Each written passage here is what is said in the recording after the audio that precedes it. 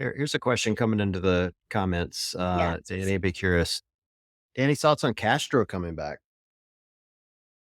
You know, I don't really have, I guess, opinions on it, to be honest with you. I'm not old enough in the sport to have been around Castro when it was like, the start at the ranch in 2012, 13, 14, 15, like all these years where he made this huge impact on the athletes.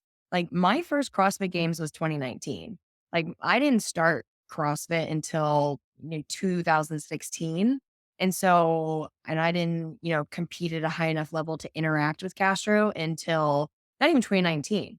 I got it, like I got cut like in 2019. So in 2020 was like an online thing. So I didn't get an actual like interaction face to face with Dave until 2021.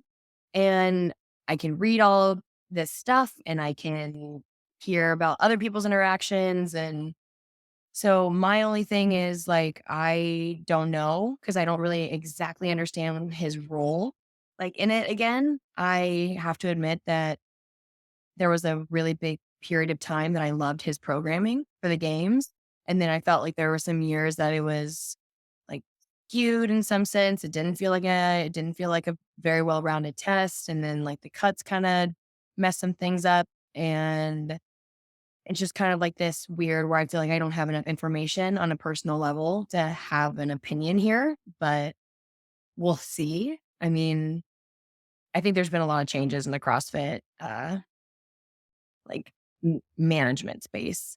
And I think there's been so many changes that bringing someone like Castro back is kind of almost like insignificant at this point. Like, I don't know what kind of like again, I don't know what kind of role he's gonna play, but I'm more concerned about like the actual leadership, like leadership in CrossFit and like the changes that are gonna be made, unless he's someone who's gonna have a huge impact and role in how the athletes are handled and treated and how the professional side of the sport is going to evolve. So that's kind of like where I'm at. I don't really have an opinion. Uh, I'm sure that is not what anyone wanted to hear. Well, I think he's running the whole show. So I mean, he's got about as big a role as you can have. Um, But does he? Like, he's not like it's not his programming anymore. He's running it in the sense of like he's what? a GM. He's the Yeah. GM. Right. I'm with Danny in that we don't have a great understanding from the outside of what exactly his role entails. Like, I know what JB's role was, and I understand that he was a decision maker in a lot of ways with the other people who were also heads of different departments in different areas. And they all were sort of this, like, whatever 12-headed monster that like made decisions. But I don't know.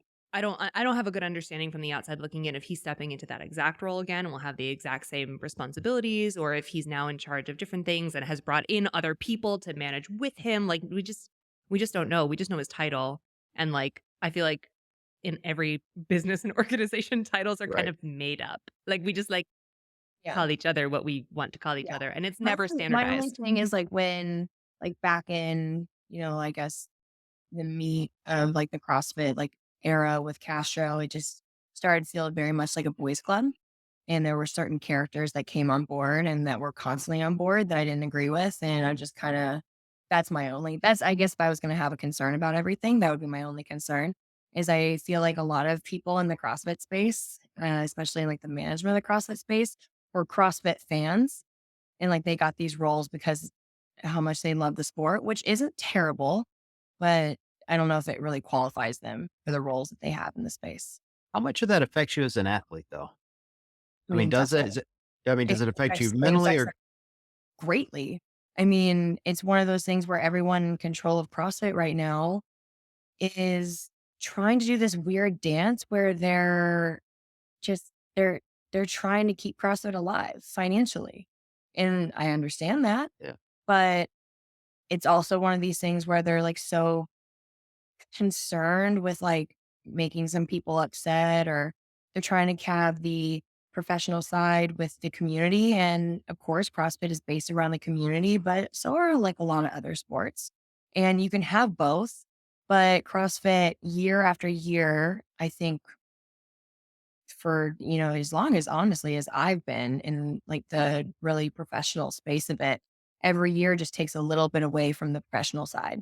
It takes a little bit away from the athletes and tries to give back to the community. And I think 2019 was a great year for the professional sport with the sanctionals and the traveling and the media exposure and the opportunities for athletes and to be able to turn it into an actual career.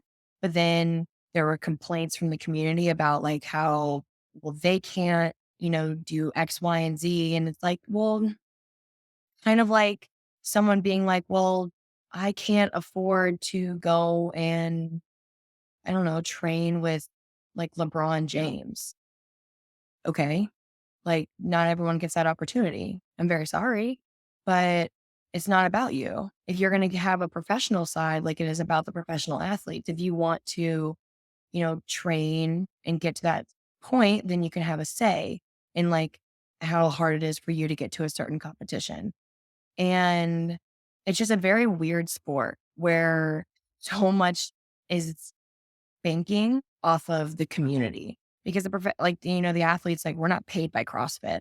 No one makes money from CrossFit. It's not like we become athletes and like sign these deals where CrossFit takes care of us. It's not like an NFL or, is a real sport. It's not.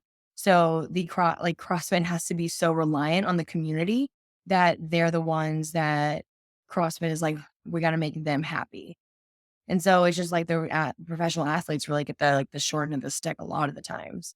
So What would you like to see them do differently for the athletes? I'd like to, have it just become a real sport. I want to see, pro cards. I want to see more than just like this one series of competition. I don't want to see, open quarterfinals, semifinals, games. I want to see, sure, all of that, but I want to see all these sanctioned events again. I want to see a triple crown type of deal. I want people just not to have to like, you know, there are so many athletes who, our season just ended and it just gets cut out from under you. I mean, you don't see an injury taking out like an NFL player's like entire season, like unless it's like, I get it, like very life changing, altering injury. Sure. They like a great example is Travis Mayer. He had an injury that just like came at the wrong time, but like he could have been ready to compete at games, but just because he couldn't compete in the worldwide open, he didn't get to go to games. Right. And I just like, I don't agree with it. I don't agree with the structure. And I think it's backtracking. And again, it was like, I think it was made for like financial reasons. And unless like someone wants to come back the CrossFit space and like actually financially put money where their mouth is and turn this into a real sport, it's just going to keep declining. And I wouldn't be surprised if like the games struggled to happen in then 5 years if they keep, because I mean, the games, like people go because of like the athletes, but if you keep taking away opportunities and media exposure for the athletes, kind of like no one's going to care anymore. Right. And so it's kind of like a double-edged sword. They keep trying to like, I think, save money in ways that kind of screws over the athletes. But then the athletes get screwed over and don't get enough media exposure, don't get to compete as much, don't get to, you know, be out there. And it's just kind of like this vicious cycle. And I just feel like it's been on a downward spiral for several years now. You're rolling large. You should sponsor them. The Danny Spiegel Games brought to you by Toastmaster. What do you think? The feet games, the CrossFit games. Um, Even better. even better. My Even God, better. the CrossFit. I'm crying. But and no, it's funny. I think that there's like so much like potential and opportunity for this sport, but it just, I don't know, I don't think the right leadership has come across it yet. So That's it cool though. I've never thought about it from that perspective because I've always liked the fact that we started with a worldwide open because it really feels like the roots are in the community, which is what makes us stand apart from other sports. But I do still want CrossFit to become more professionalized and become like give more opportunities to the elite athletes and in turn give more opportunities for us as spectators to like follow along with all the action. So I feel like developing some sort of, I don't know, system or way to get to the games that maybe the open to quarterfinals, semifinals, whatever is one track, but then maybe there's another series of live competitions or something along those lines where you can still qualify. I don't know. I've never thought about it before. I've always been a fan of the open for what it signifies and for the roots of CrossFit, but I can fully understand and appreciate how the timing of it might just The totally ruin community your is super entire important, and season. it's not something that you wanna wipe out, but it's kind of like a situation where, you know, you have athletes that you follow and you aspire to be like, I'm not gonna sit here and pretend that people don't see professional athletes and say, "I wanna do this because of that person." Like, you know, kids have posters of Serena Williams and Michael Jordan and, you know, all these great athletes, and they saw these athletes and said, "I wanna do this because of them." Like, it's very, very easy that it's an easy connection to make. The professional side of every single sport brings in people, and it creates a community around people who are fans of a sport. CrossFit's the same way. But it would be like, you know, in tennis, you wanna see some of your favorite athletes, like when we were watching Serena, we wanted to see her go to, like, all these tournaments. But it would be like, you know, she shows up and something happens or, you know, she doesn't do well, and then you just don't see her again for an entire year or something. And it's just like you want to continue to like support them. And we do have these other competitions, but I'm not going to sit here and, you know, say that the media coverage is as good or there's like as many opportunities. And if we had different tracks where it was the CrossFit Games and you know something like Wadapalooza and something like Rogue were all as big of a deal as the CrossFit Games, it just brings more exposure, it brings more awareness. But there hasn't like since I've entered the CrossFit space, a season has not been the same once. Yeah. They're not crazy. Since I've entered the space in 2016 and then, you know, like 17, 18, 19, 20 was weird because of COVID or whatever. But then 2021, and like everything, it's changed like every single time. And it's just like all these years. And so I'm sure if like investors are looking at the sport of CrossFit and they're like, I don't want to touch this. And Mm. so there's like so much stuff that just needs to be ironed out first. But again, it's just one of those things where more exposure just brings more exposure. People want to see their athletes, like their favorite Well, athletes, compete. And us as athletes, like we want more opportunities to compete on bigger stages than just like this one stage that I don't know, just it gets changed every single year. We don't know who's programming, we don't know who's in charge. And then next year we're like, well, we don't even know we thought it was in Madison. We thought it was in Birmingham. Now we don't even know where it is. And it's just like, you know, it's just like this big toss up. We just think there's no structure. And it's just like this kind of crazy show half the time, which makes it a little interesting and makes it fun, sure. But there just needs to be, you know, better structure and more opportunities for the athletes. The community stays just because you decide to like double down and make sure that the professional side thrives doesn't mean that the community just like falls apart. It's like they're No, true. scared that if they, you know, actually invest into the professional side, that like all the affiliates are just going to be like, oh, no, we're out. Like it's like sticks around. It's just like kind of mind-boggling to me. I actually can't understand why it hasn't changed or why the professional side hasn't been a bigger concern. Again, I'm not in headquarters. I don't see logistics. I don't see finances. I don't see any of this stuff. So I'm sure someone is gonna message me and be like, you know what? Though I'm ready. Go It's ahead. well, it's coming. Don't Right. worry.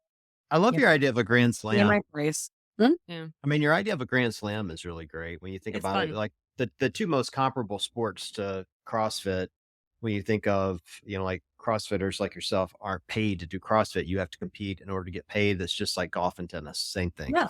And they both have grand slams. Like, and so I could imagine a world where you have, if you win all four grand slams, you're now the next Tia or Matt or whoever's the GOAT. You know what I mean? It's like, it's the But if same you way in don't make golf. it to one of the grand slams, it's not like you're just a shit athlete and like no one should Yeah. care about you that year. So it's like one of those things where I don't understand why we haven't done that. I'm sure a lot of it has to do with finances, which is really unfortunate, but it Well, is I'm going to speculate a little. They're in a weird situation right now, and you're in a very unique environment where you have more competition in the fitness space than you've ever had before against the affiliates, which is a serious revenue generator for the sport itself. Mhm. You're in a really bad economic climate right now with inflation and a recession looming, and sponsors are just nervous as hell whether they should put money into it. To your point earlier, the sport itself has been inconsistent as hell for the last 5 or 6 years, and you could opine on that for an hour as to why that is. But it's just the state of the sport right now is that it hasn't been consistent. So again, the sponsors are like, should we invest or shouldn't we invest? I'll give them credit. It appears as if the partnerships they brought in this year are stronger than we've seen in years past, but I also am not at Vendor Village yet. So I can't speak to that until I see it. I mean, a lot of that you'll see on the ground. Like, are they actually going to staff the booths, or are they just dropping their name on it? Like that'll be a good indication as to how strong they really are. Um, and then, we're also looming with, no Bulls in the last year of their contract. And now they have a serious new investor coming in. So are they going to stick around? Like, who knows? So there's so much uncertainty there. Um, I can understand why they're not going all in financially on some of these ideas, which I think are really good, Danny. Like I love this idea.